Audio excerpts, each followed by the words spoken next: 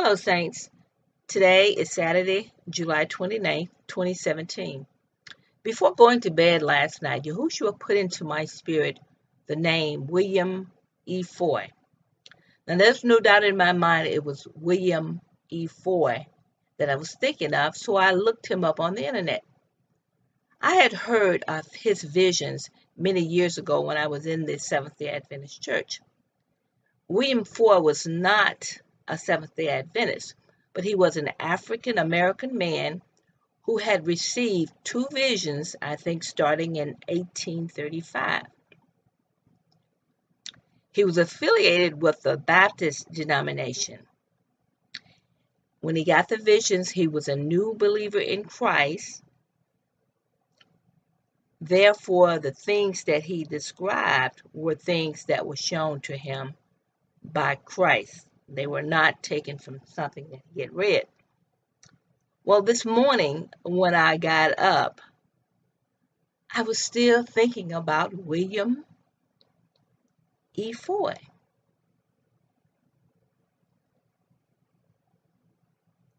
So I remembered that I had a copy of his vision on an old computer. So I went searching and I found the copy of the vision. And so I started to read about his visions. Then all of a sudden, I perceived a glorious presence in my room. It was like my room was filled with all types of glowing, glittering, diamond-like things. It was like zigzags and waves and glittering, and it was just amazing. And I looked around and I said, Lord, is that you? Now, I'd had an experience like that, but I hadn't had experience like that since 2013. So I knew it was the manifestation of Christ. So I got up from my computer and I went into the other parts of the house and I looked around and it was still there.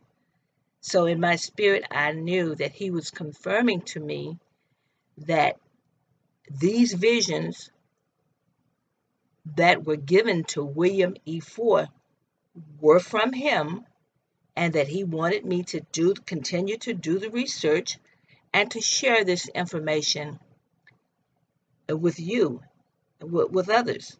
And so that is the purpose of this post today. I'm going to provide an electronic reading on the two visions that were given to William E. Foy back in 1842, starting in 1835, I think is when his write-up starts, but the visions were actually given in 1842. In actuality, his visions were about the time that we are living in now. So when I read them, I was just amazed at the information. The full text of the visions can be found in a PDF on the internet. That's where I got it several years ago. So you can just search that out if you want to find. But the actual reading that I'm going to have of the visions are taken from a document that he actually had published in 1843, I believe it was. But so I'm not actually going to have all the information, but I am going to have the full contents of the two visions that he had. Now I'm going to give you a little brief summary of what I found as I read through these amazing visions, but you'll need to listen to the full vision so that you can understand what he's saying. I'll tell you some of the things that he said that he saw in the vision that I thought were amazing. He said that he saw the saints being redeemed or gathered and ushered into paradise and heaven, paradise/heaven. He saw the resurrected saints as well as the living, changed, or transfigured saints. He saw that redemption will happen in 3 steps. First, our bodies will be changed to be glorious bodies. Then we will receive pure and shining garments. And lastly, we will be given bright crowns. He saw the mountain of God, and he said it was like pure silver. This is the dwelling place of the Most High. He saw the mighty angels with the legs like pillars and fire. He said he saw the river of living waters. He and other saints were able to walk on the sea of glass. And this isn't a vision now. He saw how the wicked sank into darkness while the righteous were ushered or passed over into paradise. He saw how angels are amongst us and how they are laboring and preaching the gospel just like the saints. He saw how God's mercy will soon end, and in that day the wrath will come, and many will cry for mercy, but God will have no mercy because they had already had many opportunities, but they rejected God's mercy and grace. He saw the judgment bar of Christ and those who had passed over it and went into paradise, and those who sunk into darkness because they refused his mercy. He saw the book of life, and it opened, and he saw the names of those who were written in the book of life. He saw the veil between heaven and earth seemed as though it was removed, and heaven and earth merged together and became the dwelling place of the Most High. Now, these are some amazing things that I documented or just noted as I went through. But listen to the visions for yourself. And as I said, I am positive Yahushua wanted me to share these visions now. So listen to the visions. Share this video with everyone you know, because I believe that he is saying that this is the appointed time for the visions of William E. Foy. The following are the two visions that he recorded, produced in electronic form for your listening. But by all means, please listen to these visions because they will give you some amazing revelations. So the next voices that you will be hearing will be the visions read by an electronic reader of William E. Foy. And he's often referred to as the forgotten prophet. Shalom. Christian Experience and Visions of William E. Foy. William E. Foy First Vision. On the 18th of January, 1842, I met with the people of God in Southwark St., Boston, where the Christians were engaged in solemn prayer and my soul was made happy in the love of God. I was immediately seized as in the agonies of death, and my breath left me, and it appeared to me that I was a spirit separate from this body. I then beheld one arrayed in white raiment, whose countenance shone beyond the brightness of the stars, and a crown was upon his head which shone above the brightness of the sun.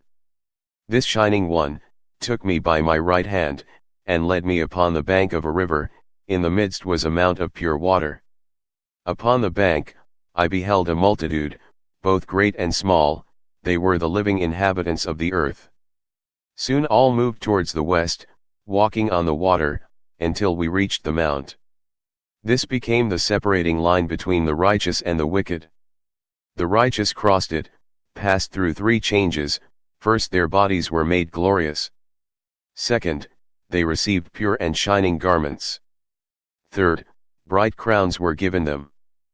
But when the wicked reached the spot where the righteous were changed, they cried for mercy, and sank beneath the mount. The saints then passed on to a boundless plain, having the appearance like pure silver. Our guide then spake and said, This is the plain of paradise. This heavenly host was then divided into X, some exceeding large in number, others, but small. In the middle of each was an angel. These angels' garments were pure and white, and unto each of them was given a crown, shining with great brightness. Their countenances were most lovely to behold, their wings like unto a ming fire, beneath which were the saints, both small and great. The guide then said, These angels are they that have preached the gospel on the earth. I then beheld, as it were, a great gate before me. The gate was so tall, the height thereof I was unable to see. Before the gate stood a tall and mighty angel, clothed in raiment pure and white, his eyes were like a ming fire, and he wore a crown upon his head, which lighted up this boundless plain. The angel raised his right hand, and laid hold upon the gate, and opened it, and as it rolled upon its glittering hinges, he cried with a loud voice, to the heavenly host, You are all welcome. Then, the guardian angels, in the midst of the saints, struck a song of triumph, and the saints, both small and great, sang with loud voices, and passed within the gate, and the guardian angels arose upon their glittering wings, and vanished from my sight. The inside of the gate appeared like glittering diamonds. Beneath our feet was as the appearance of pure glass. I then beheld countless millions of shining ones, coming with cards in 11 their hands. These shining ones become our guides. The cards they bore shone above the brightness of the sun, and they placed them in our hands, but the names of them I could not read. These guides took us by the right hand, and led us to a boundless place. Then I lifted mine eyes and looked above, no clouds, or skies appeared, but there countless millions of bright angels, whose wings were like unto pure gold, and they sung with loud voices, while their wings cried, Holy! Holy! I then beheld an innumerable multitude arrayed in white raiment, with cards upon their breasts, and unto each was given a crown of brightness. The guide spake, saying, These are they which have passed through death. There was arrayed before me in the spirit an innumerable multitude, which had not passed through death, their crowns were like the brightness of the stars, and in their right hand they held cards. I then saw an individual, which had passed through death. Her brightness was beyond the expression of mortals, and at her right side stood a guardian angel. The angel's raiment was like pure gold, and his wings like a ming fire, and as she passed me, she cried with a lovely voice, I am going to the gate to meet my friends. An angel then appeared ying through the midst of this boundless place, and came to the spirit of one of those that had not passed through death, and cried with a loud voice, saying, This is my mother. He then became her guide. I then beheld in the midst of this boundless place a high mountain like unto pure silver. It appeared perfectly round, and although I was unable to see through it, yet my vision extended around it. Around this mountain was a space in which stood no being. But after this vacant circle, stood as it appeared to be, a choir of angels, and as far as my sight could extend, throughout this boundless place, stood the countless millions of the righteous. And oh, the singing no mortal can describe. It appeared to me, the angels next to the circle around about the mountain, with loud voices struck a lovely song and then ceased. The saints next to them caught the strain, and with voice yet more loud, repeated it, and thus it echoed and re-echoed, until it had been sung by all the saints, and then it ceased, and then again the angels sang. At the right side of the mountain appeared a mighty angel, with raiment like unto burnished gold, his legs were like pillars of a ming fire, his countenance was like the lightning, and his crown gave light to this boundless place, and those that had not passed through death, could not look upon his countenance. I then beheld, upon the side of this mount, letters like pure gold which said, The Father, and the Son. Directly under these letters stood the mighty angel, whose crown lighted up the place, and all the heavenly host worshipped at his feet, round about the mountain. This mighty angel then raised his right hand, which appeared like a ming sword, and all the multitude of those that had not passed through death, were caught up to the top of the mountain, and there was a large book opened, and their names came up out of the book in the form of cards, which were stamped upon their foreheads. We then stood again upon this pure sea of glass, before the mountain, and our bodies had become like transparent glass, but the being that was within the mountain, I was unable to behold. While I was gazing upon the glories before me, a great voice spake in the mountain, and the place was mightily shaken, and the countless multitude of saints and angels bowed at the feet of the mighty angel, and worshipped him, crying with a loud voice, Hallelujah, and then every voice was hushed, and the heavenly host remained bowed before the angel in solemn silence, and naught was heard save the trembling of the place caused by the voice of him who spake in the mount. I then beheld this lower world, wrapped as it were in rolling mountains of aim, and in this fire, I saw a countless multitude crying for mercy. They appeared to be the aged and those who had come to the years of understanding. Their cries came up before the mountain, while all the heavenly host were bowed in solemn stillness. The voice from the mountain spake again, and all the saints and angels arose, and with loud voices cried, Amen. I then began to converse with my guide, and inquired, why there was no mercy for those whom I had seen in distress. He answered, the gospel has been preached unto them, and the servants have warned them, but they would not believe, and when the great day of God's wrath comes, there will be no mercy for them. I then beheld in the middle of this boundless place a tree, the body of which was like unto transparent glass, and the limbs were like transparent gold, extending all over this boundless place. On every branch of the tree were small angels standing. There was an innumerable multitude of them, and they sung with loud voices, and such singing has not been heard this side of heaven. This tree was also clothed in light proceeding from the mighty angel. Beneath this tree, standing on the sea of glass, were the countless millions of the righteous, arrayed in white raiment, with crowns on their heads, and cards upon their breasts, and in the multitude I saw some that I knew while they were living upon the earth, and they were all singing with loud voices and lifting up their glittering hands, plucking fruit from the tree. The fruit appeared like clusters of grapes in pictures of pure gold. With a lovely voice, the guide then spoke to me and said, those that eat of the fruit of this tree, return to earth no more. I raised my hand to partake of the heavenly fruit, that I might no more return to earth, but alas! I immediately found myself again, in this lonely vale of tears. End of first vision. Christian experience and visions of William E. Foy.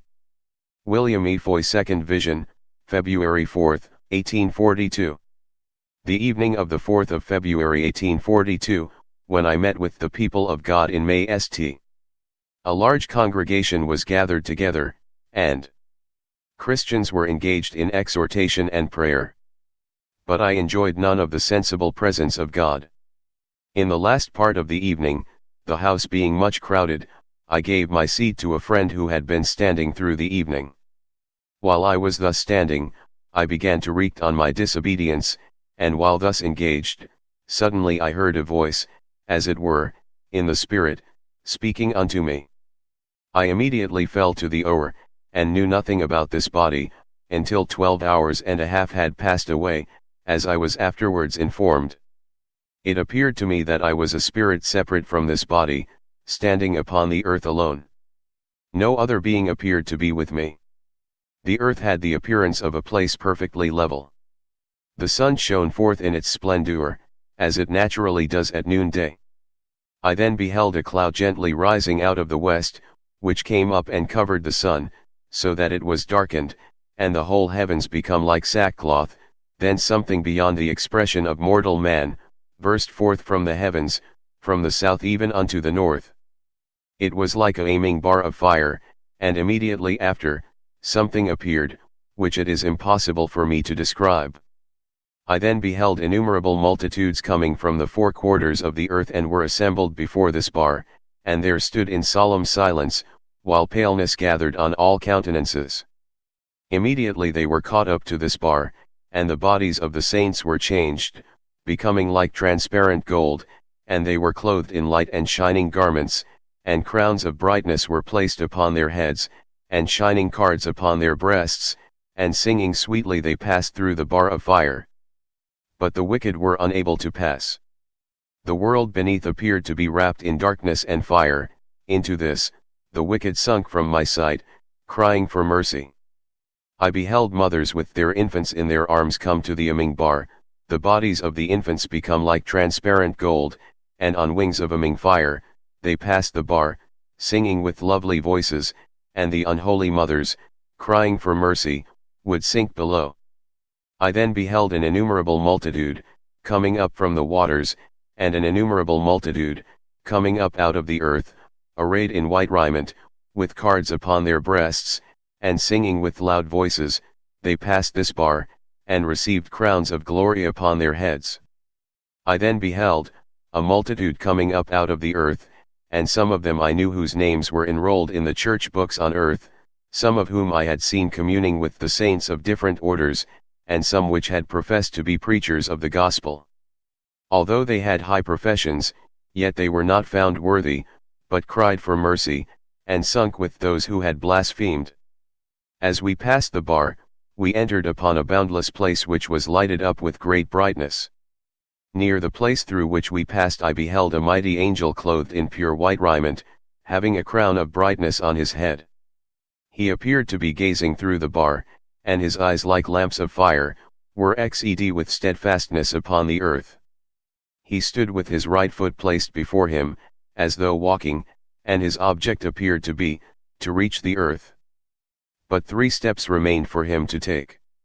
Against his breast, and across his left hand, was as it were, a trumpet of pure silver, and a great and terrible voice came from the midst of the boundless place, saying, The 6th angel hath not yet done sounding. Behind the angel, I beheld countless millions of bright chariots, they had the appearance of pure gold, and were perfectly square. Each chariot had 4 wings like Aming fire. And while I was beholding, one of the chariots arose upon its wings of fire, and an angel followed after the chariot, and the wings of the chariot, and the wings of the angel, cried as with one loud voice, saying, Holy! Holy! I watched the chariot, listening to the lovely sound of the wings. It passed towards the earth, and there appeared a spirit arrayed in white raiment as it were, standing upon a mountain, and there was given him a crown of brightness, and he stepped into the chariot with the angel, and in a moment he was in this boundless place. Although he shone with great brightness, yet this individual I knew, it was the one referred to by the witness who said, I see the chariot coming. He departed this life, in just 2 weeks after I saw him in vision. I then saw in the midst of the place, an innumerable multitude, arrayed in white raiment, standing in a perfect square, having crowns of unfading glory upon their heads. They were of the size of children 10 years of age, and they sung a song, which the saints and angels could not sing. In the midst of this boundless place, there was a river of pure water, and on either side of the river, countless millions of angels stood, with crowns of brightness upon their heads, they had in their hands cups like pure gold, and were bowing down and partaking of the water of the river, singing with loud and lovely voices, and worshipping him, whose crown gave light, to this boundless place. Then came one unto me clothed in white, whom I call my guide, he led me to a place like unto a narrow door. The first which I beheld, was a mighty angel, upon the right hand, having a large book open before him, also at the left, another with a book open before him.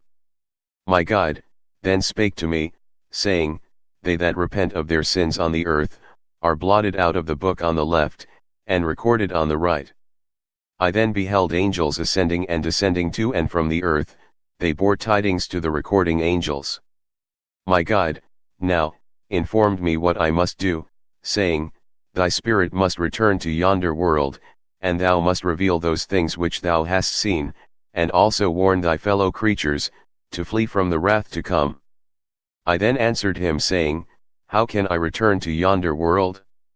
He answered me, I will go with thee, and support and help thee, to declare these things unto the world. Then, I answered the angel, I will go. I then beheld this lower world. It seemed as though the veil which had separated it from the boundless place in which I stood was removed, and they had both become as one, and the saints and angels were continually passing from, and to, the earth. The earth appeared like a calm sea of transparent gold, above no cloud or sky appeared, but the air was perfectly pure, and of a silvery brightness. I then heard all the saints and angels in heaven and on the earth, singing with loud voices. My guide then spread his wings, and brought my spirit gently to the earth, then soared away, and immediately I found myself in the body. End of second vision.